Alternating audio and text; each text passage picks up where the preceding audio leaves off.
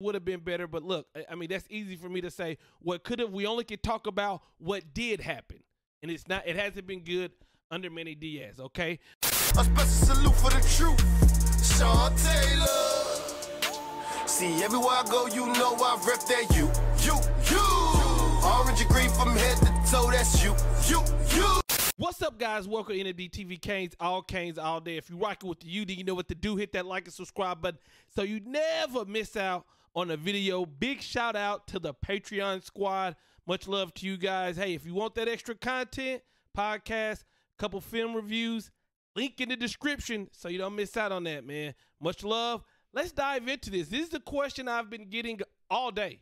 DMs on Twitter, messages, all stuff. Grant, do you think Manny Diaz saved his job last night? Do you think because Miami beat NC State, he should be kept on? Like, did you see it? Look, the answer is no. We gotta get him out the door. No, he's gotta get out the door. And look, I did a video talking about how excited I was for these young guys who balled their asses off last night. You know, that was on my Insta reaction, so you can go check out that. But in this video, it's been almost a day. It's time to come back into reality and talk about what has been done, because just because you won one game over NC State, it doesn't wash away everything you've done. And I honestly believe that if we just say, okay, well, he won this game, let's forget about everything. The next year we'll be right where we started. The year after that we'll be right where we started. And it's time for us. The most important thing is time for us to get a coach in here who can develop TVD, who can make TVD even better, because we seen last night he can do what it do. Imagine getting a coaching staff in here who can play, who can really over the off season make him better, right? We've seen what these young guys can do, and yes, it's all amazing, but we want them to get better. So let's just look at some facts, man. Manny is 17-14 as a head coach, 0-2 in bowl games, right? So just off that fact right there, that tells you that he's not doing what he needs to do, and that's win games. He's not doing what he needs to do, and that's win games. That's the most important thing as a coach. Are you winning or are you losing? You either get the W or you getting the L. You are the head honcho. When we win, we put you on the shoulders. When you lose, you're the first person that get looked at. That's just the bottom line. Not only that we've lost games under him, look at who we've lost to. Louisiana Tech, lose it to FIU. I mean, those are some ugly-ass losses. We went over 300 days without winning a Power 5 game.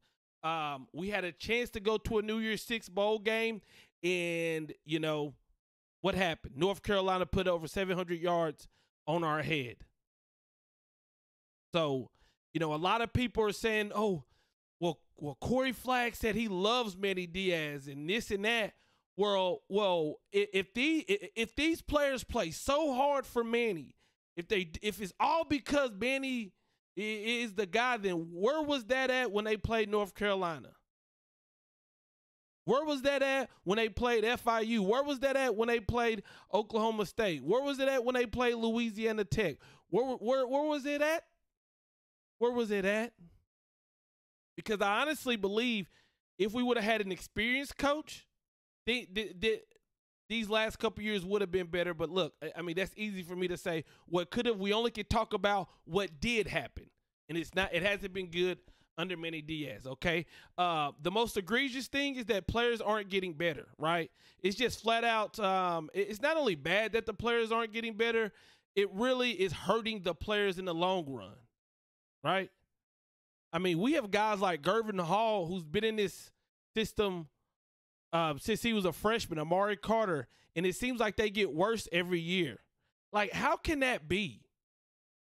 Like, I often see people talk about Tyler Van Dyke, and they say, "Well, you saw what he did last night. Imagine when he's a senior." Yeah, I've heard that about a lot of players, right? We heard that about Shaq about Shaq, McLeod, and Pickney. And, they got worse. I'm not saying they were horrible linebackers, but starting at your freshman year, you would think they would have gotten their projection was so much that they didn't even make it to the top. And it's because Manny Diaz has a culture of coddling and being the homie. He's a homie. He's a homie. That's the only way I can explain it. Because you have to explain to me how our offensive line is playing the best it's ever played. Why is that? Because we got Clark, we added Williams, but how did they get there? Because injuries forced them there. It wasn't, we're going to evaluate these players in the offseason and see who gives us the best chance. No. It was, it took players getting hurt for us to figure out who was our best offensive line. Listen, if we can't figure out who the best players are, if you can't develop players and then you just want to start the seniors, that's why we're in the predicament that we are now. That's why we returned on offense and defense, and then now we're all of a sudden flip that into it's a youth movement. It's a youth movement. It should have been the best players gonna play. I understand there are certain times when maybe a James Williams isn't ready to start right off the bat. Maybe a Cam Kinchings isn't ready to start right off the bat. Maybe a Leonard Taylor isn't ready to start right off the bat. But to basically keep seniors in the game until either they get hurt or they just do so bad that the national media comes down the program, that's when Manny's saying, let's make changes, right? The only reason we saw those young guys out there now is because, hell, all our goals are squandered. There's only one goal left, and that's to make the bowl game. Realistically, the only goal left is to make a bowl game. And Manny's saying, look, hey, I got to go all chips in now. I will put in our young bucks. But it shouldn't be like that. It should be the best players going to play. The best players going to play.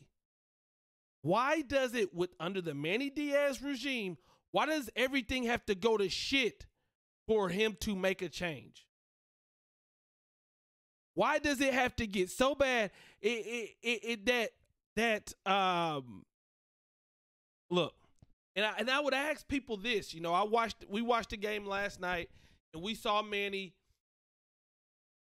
Besides being besides being a player's coach, and he's very liked by this team, the team, they speak highly of him, they like him. What does Manny bring to this team? Right? Your head coach. As a head coach, what does Manny bring to this team? That's the question I would ask a lot of people that defend Manny. Because he's a defensive-minded coach, and the defense is the worst side of the ball. The defense has been a liability. The defense can't tackle. I'll end you with this. Last night, we saw TVD. The guy looks like he's the real deal. He looks like he's the real deal. We've seen Leonard Taylor. He looks like he's the real deal. I think he's been back-to-back weeks graded as one of our highest players the last couple games. Now that he's finally getting to play, James Williams, whoo, Cam, whoo. We see what these guys doing, right? We keep Manny. I am worried. I am worried for these kids that they're not going to develop like they should. They're not going to develop like they should. It